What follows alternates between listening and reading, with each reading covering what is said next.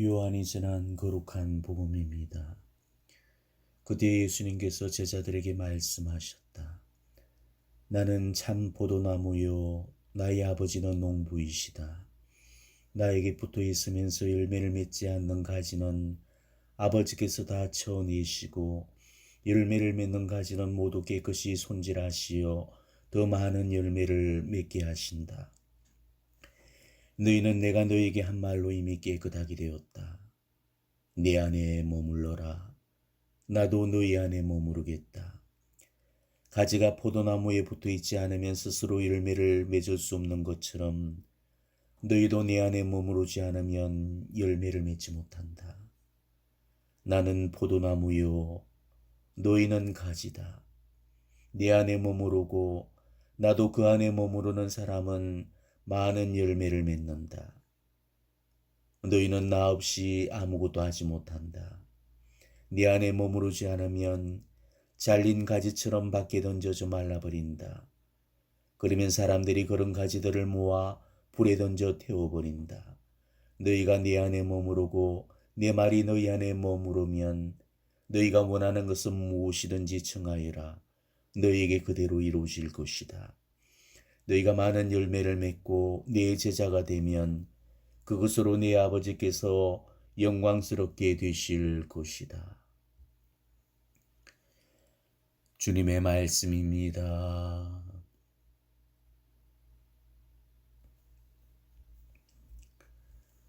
오늘은 부활 제5주일이 되겠습니다. 오늘 예수님은 당신과 우리의 관계를 포도나무와 가지로 비유를 하고 계시죠. 그런데 예수님께서 당신과 우리 관계를 비유하신 비유들 가운데서 아마 이보다도 절박하고 호소력 있는 비유도 없지 싶습니다. 양과 목자의 비유보다도 훨씬 더 간절함이 묻어나는 그런 비유가 이 포도나무와 가지의 비유일 거예요.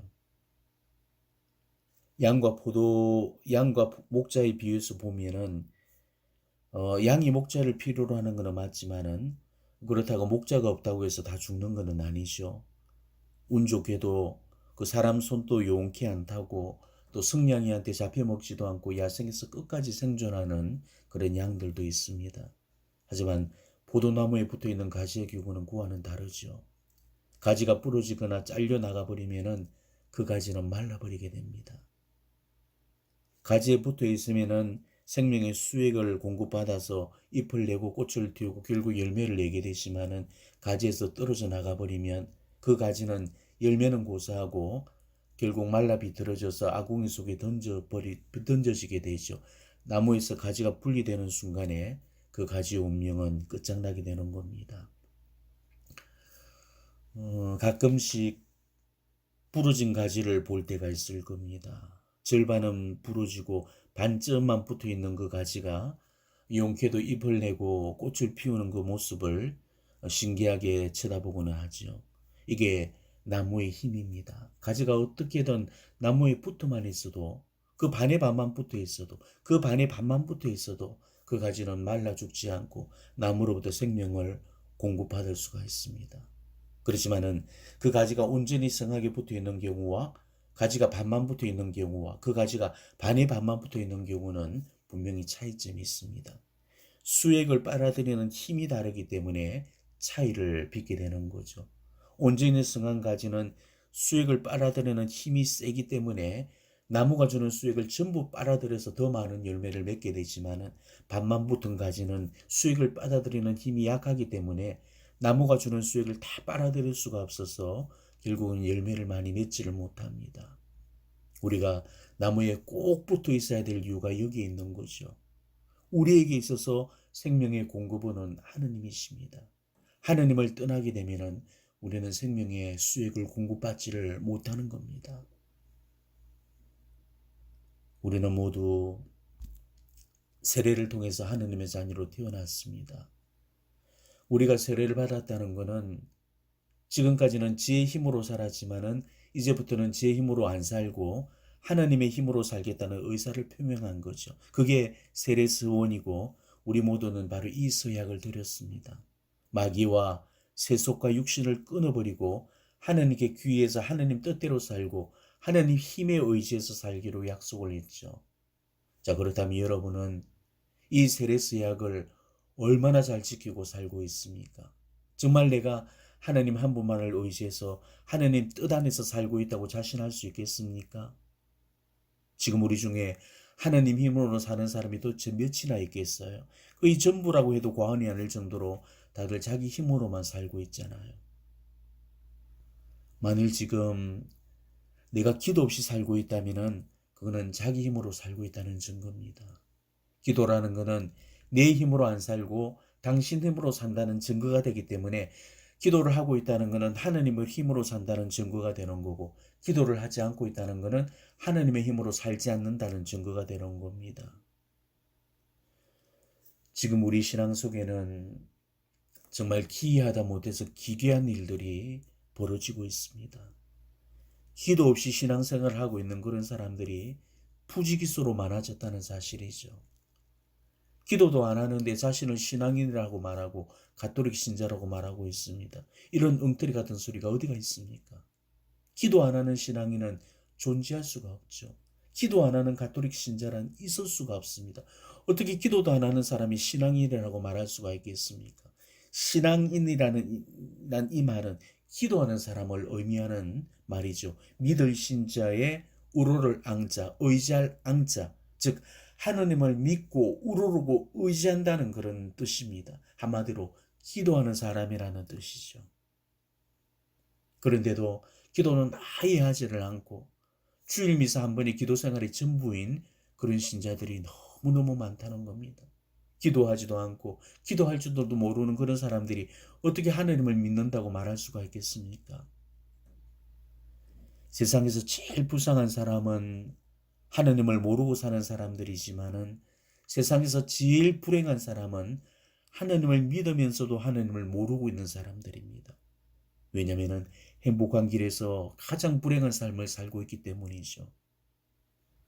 하느님을 믿는 사람이 기도를 하지 않아서 하느님을 만나지 못한다는 거, 이 얼마나 불행한 일이 되겠습니까? 하느님을 만나겠다고 해서 세례를 받아놓고 하느님 없이 살고 있다면 뭐 하려고 세례를 받았는지 모르겠습니다. 차라리 하느님을 모르는 편이 더 낫는 거죠. 자, 그렇다면 여러분에게 묻겠습니다. 지금 여러분은 과연 하느님을 얼마나 믿고 있고 하느님께 얼마나 기도드리고 있고 하느님을 얼마나 만나고 있는가를 한번 스스로한테 물어보시길 바랍니다. 인생을 자기 힘으로 사는 사람과 인생을 하느님 힘으로 사는 사람의 차이는 하늘과 땅만큼 그 간극이 벌어지게 되어 있어요. 평탄한 길을 갈 때는 그 차이를 잘 못 느낍니다. 하지만 인생에서 굴곡을 만나고 위기의 순간에는 어김없이 드러나게 되어 있습니다. 평소에는 자기 힘으로 사는 사람이 더 힘이 센 것처럼 보이죠. 잔머리를 굴리고 깨를 부려가면서 돈도 더 잘 벌이고 더 잘 사는 것 같습니다. 그러다 보니 그 일들이 자기 힘으로 이뤄냈다고 생각하고는 기고만장하고 오만방자에 있어서 자만과 과시에 빠져 살게 됩니다. 자, 거기에 반해서 하느님 힘으로 사는 사람은 인생을 더 힘들게 사는 것처럼 보입니다. 손해만 보고 늘 당하기만 하면서 그 삶이 순탄치가 않죠. 남들이 쉽게 가는 길도 참 어렵게 가집니다. 하지만 그 모든 게 하느님께서 안배하신 손길이라는 것을 알고 더 겸손해지고 더 작아지면서 자기는 아무것도 할 줄 모르는 아기처럼 그 하느님의 힘을 더욱더 신뢰하고 의탁하게 됩니다. 이처럼 기도라는 것은 영혼을 단련을 시키고 의탁과 신뢰를 키워서 그 영혼을 더욱더 겸손케 만들어 놓게 됩니다. 자기 힘으로 사는 사람들이 볼 때는 그게 바보 같아 보이고 무능한 것처럼 그렇게 느껴지게 되는 거죠. 하지만은 시련이나 환란이 닥치면은 그때는 이 둘의 양상이 판이하게 갈라지게 됩니다. 자기 힘만 믿고 까불었던 사람은 환란 앞에 너무나 쉽게 넘어지게 되어 있죠. 그럴 수밖에 없는 이유는 자기 힘으로만 살았기 때문에 자기 힘이 무너지면 그 길로 쓰러져서 다시는 일어나지를 못하는 겁니다. 하지만 하나님의 힘을 믿고 의지한 사람은 오히려 환란 중에 더욱더 힘이 세워지게 됩니다. 자기 힘에 하느님의 힘이 실리기 때문에 세상 누구도 감당하지 못하는 그런 초월적인 힘을 받으면서 능히 그 시련을 이겨나가게 되는 겁니다. 우리는 때로 우리가 믿는 그분이 하느님이라는 사실을 잊어버리고 그분의 힘을 과소평가할 때가 있죠. 하지만 가브리엘 대천사께서 일러주신 말씀을 우리는 분명히 새겨들어야 됩니다. 하나님께는 불가능한 일이 없다는 사실이죠. 예수님께서도 같은 말씀을 하셨죠. 사람에게는 불가능하지만 하나님께는 그렇지 않다. 하나님께는 모든 것이 가능하다. 이렇게 말씀하셨습니다. 우리한테 불가능해 보이는 일들도 하나님은 그것을 능히 가능케 하신다는 거죠. 바로 하나님이실 수 있는 이유가 여기에 있는 겁니다. 이런 힘 있는 하나님을 우리가 붙들지 않고 하나님께 의탁하거나 의지하지 않는 그런 사람은 얼마나 미련하고 어리석은 사람이겠습니까? 제 힘으로만 인생을 살고 제 힘만 믿고 까부는 사람은 결코 강한 사람이 아닙니다. 그런 사람은 가장 약한 사람인 거죠. 저는 기도하는 사람이 무섭지 기도하지 않고 자기 힘으로 사는 사람은 하나도 무섭지가 않아요. 기도하지 않은 사람은 어떻게 하든지 제 힘으로 움직일 수가 있지만은 기도하는 사람은 결코 제 힘으로 움직일 수가 없습니다. 그 뒤에는 보이지 않는 어떤 힘이 그를 강력하게 받쳐주고 있기 때문에 그 사람을 제 마음대로 좌지우지할 수가 없는 거죠. 이처럼 세상에서 가장 힘 있는 사람은 바로 기도하는 사람입니다. 인간의 힘이라는 게 대간절 뭐라고 우리 인간의 힘을 믿는다는 말입니까? 가장 믿을 수 없는 힘이 인간의 힘이에요. 기도하는 사람은 이 사실을 체험적으로 다 알고 있습니다.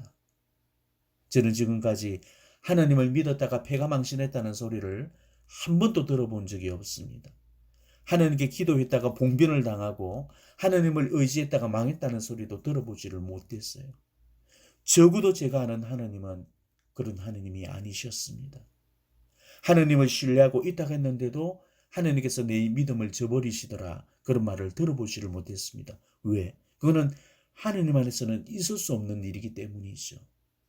하나님을 믿었다가 실패했다거나 하나님께 기도했다가 답을 못 얻었다는 일은 절대 일어날 수가 없습니다. 우리 하나님이 어떤 분이신데 당신을 사랑하는 그 사람을 얼마나 사랑하는지를 우리가 안다면 절대 그런 말을 하지 못할 겁니다.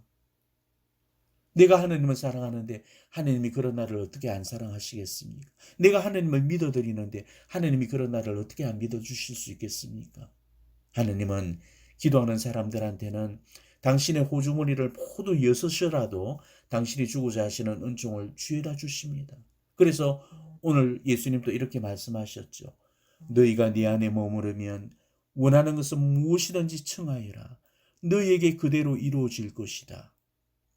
바로 이것이 기도하는 사람이 받게 될 첫 번째 은총인 겁니다.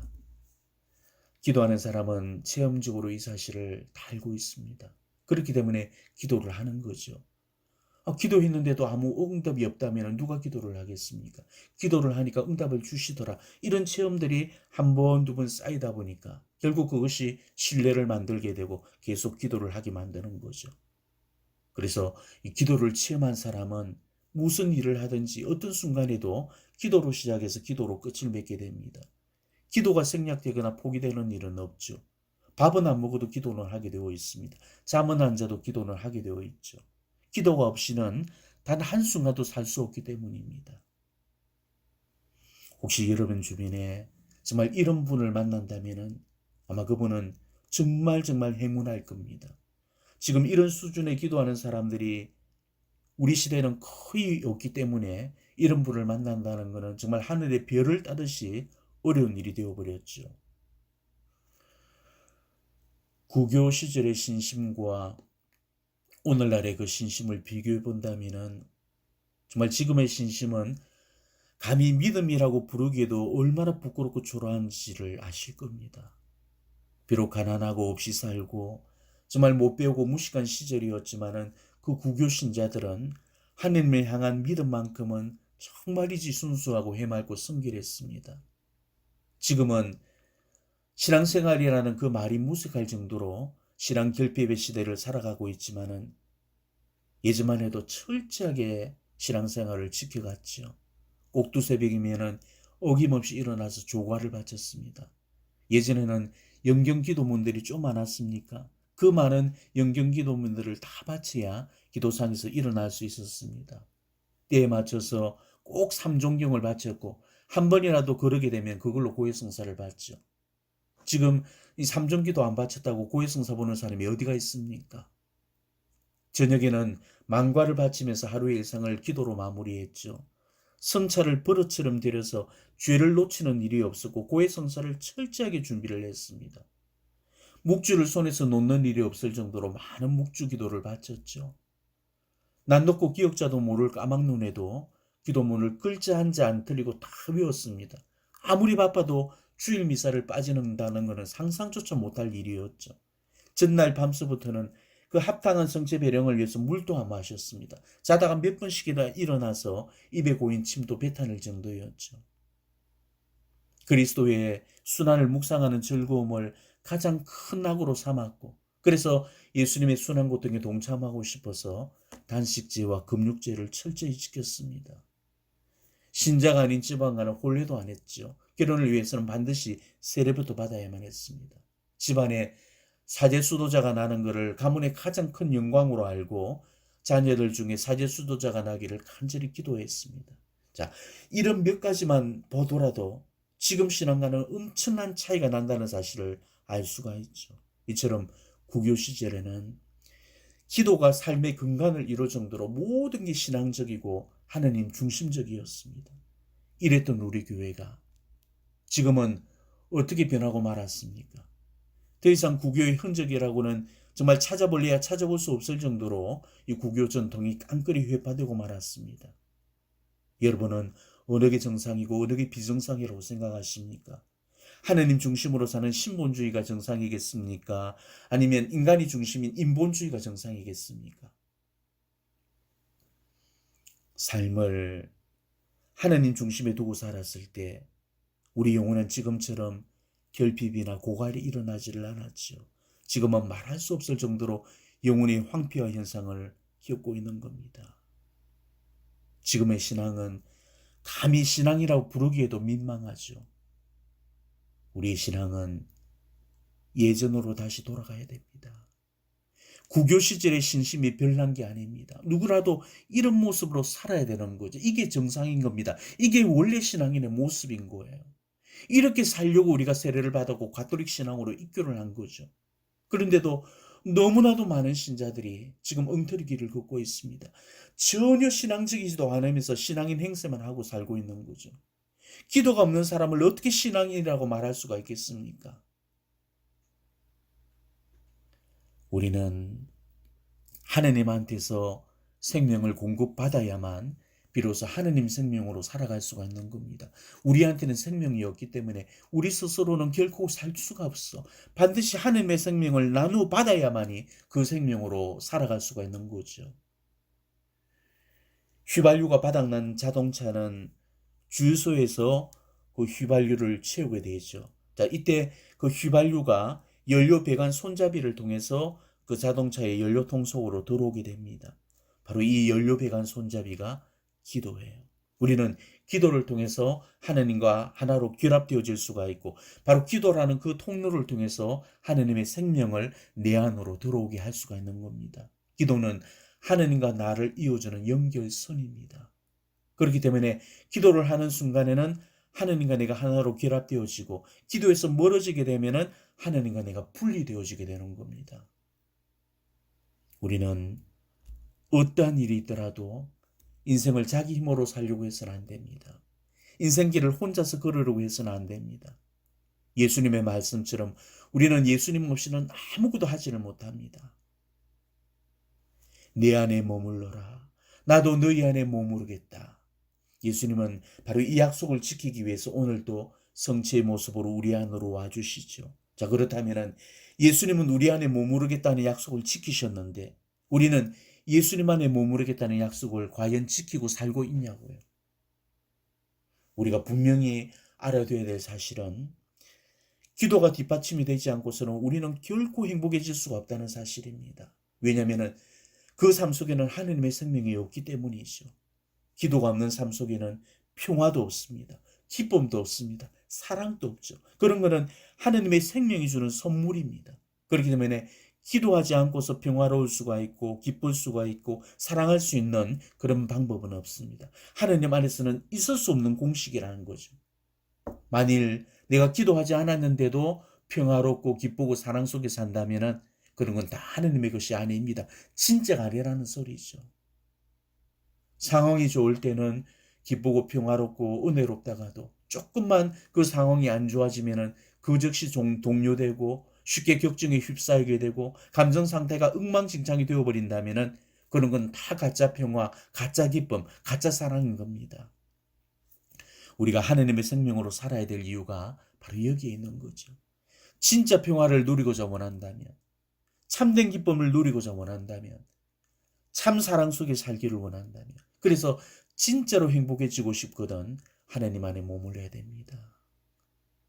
하나님 안에서만이 우리 삶이 얼마나 아름다워지고 얼마나 맑아지고 얼마나 거룩해지는지 모릅니다. 이거는 하나님 안에서만이 누릴 수 있는 진짜 행복인 거죠. 정진석 추기경님 돌아가시면서 그런 말씀을 했다고 그러죠. 하느님을 믿은 게 당신 인생에서 가장 잘한 일이라면서 그 세상 사람들을 향해서 행복해지려면 하느님을 믿으십시오라는 그런 마지막 유언을 남겨놓으셨다고 그럽니다. 자, 여러분들도 어차피 이 가톨릭 신앙에 입교를 하셨다면 이런 행복을 느끼고 가야 하지 않겠어요? 하느님을 믿은 게 정말 내 인생에서 가장 후회 없는 선택이고 제일 잘한 일이 되려면 우선 우리는 하느님의 생명으로 살아가야 됩니다. 하느님을 기도 안에서 만나면서 하느님의 선하심과 좋으심을 체험하면서 정말 하느님 안에서 사는 게 얼마나 아름다운가를 깨달아야 되는 겁니다. 그러기 위해서는 우리는 기도해야 됩니다. 기도만이 바로 이 진리를 깨닫도록 해줄 겁니다. 지금까지 기도 없이 인생을 살아왔다면 정말 이제부터라도 기도하시기 바랍니다. 지금도 늦지 않았습니다. 내가 하느님 안에 머물면 하느님도 내 안에 머물러 주실 겁니다. 조금씩이라도 기도하면서 하느님을 조금씩이라도 알아나갔으면 합니다. 바로 그런 노력들이 하느님의 사랑 안에 거하는 생명의 모습으로 우리 삶을 바꿔줄 겁니다. 바로 그럴 때 우리는 정말 하느님 안에서 아름다운 삶으로 새롭게 태어나질 겁니다. 세례가 여러분을 새롭게 태어나게 했다면 기도가 여러분을 오늘 다시 태어나게 해줄 겁니다. 기도 안에서 하느님의 생명을 누리는 그런 여러분이 되시기를 진심으로 축원합니다. 아멘.